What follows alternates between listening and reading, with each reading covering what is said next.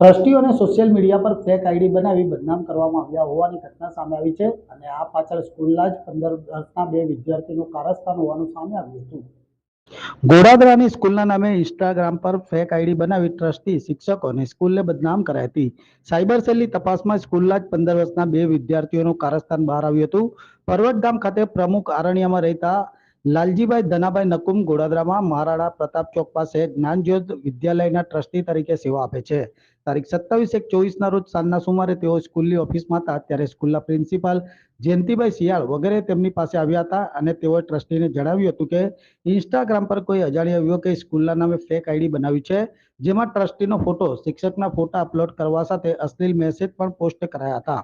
શિક્ષકોના ફોટા, વિડીયોની રીલ્સ બનાવી તેની સાથે અભદ્ર લખાણ લખી વાયરલ કરાયા હતા।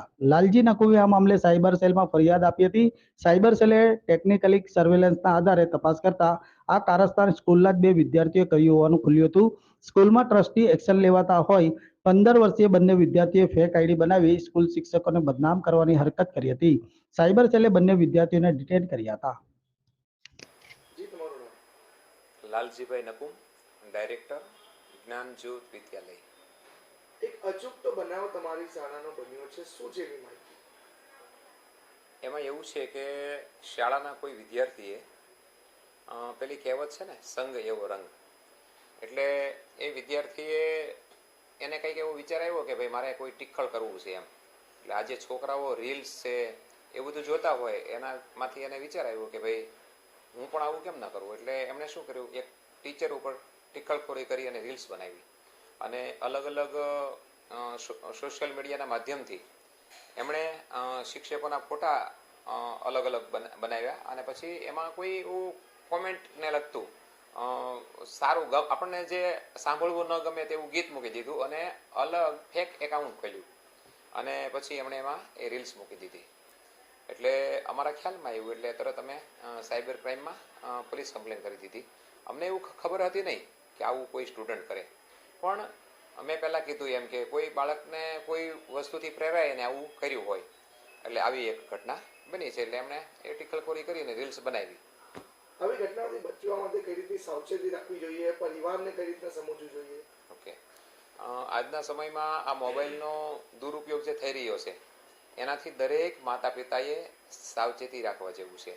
જો એ સાવચેતી રાખવામાં નહીં આવે તો બાળક શું કરી દેશે એ કંઈ નક્કી નથી। આવી ઘટના કોઈક જ બનતી જ હોય, માની લો કે હજારે એકાદ ઘટના બનતી હોય, પણ દરેક માતા પિતાએ સાવચેત રહેવું જરૂરી છે। એટલા માટે પોતાના બાળક સાથે મોબાઈલ આપતા પહેલા મોબાઈલનો એમણે કેવી રીતે ઉપયોગ કરવો જોઈએ અને કયા માધ્યમથી કરવો જોઈએ અને એમાં એમણે શું જોવું જોઈએ એ બહુ શીખવવું જરૂરી છે। હું તમને એક એક્ઝામ્પલ આપું। આપણે એક ટુ વ્હીલ ગાડી લઈએ તો ટુ વ્હીલ ગાડીમાં જ્યારે આપણને નવી ગાડી લઈએ, ખરીદી કરીએ એટલે એક સાથે સર્વિસ બુક આપે કે ભાઈ 500 કિલોમીટર ચાલે એટલે પહેલી સર્વિસ કરાવજો, 1500 કિલોમીટર ચાલે એટલે બીજી સર્વિસ કરાવશો, 3000 કિલોમીટર ચાલે એટલે ત્રીજી સર્વિસ કરાવશો।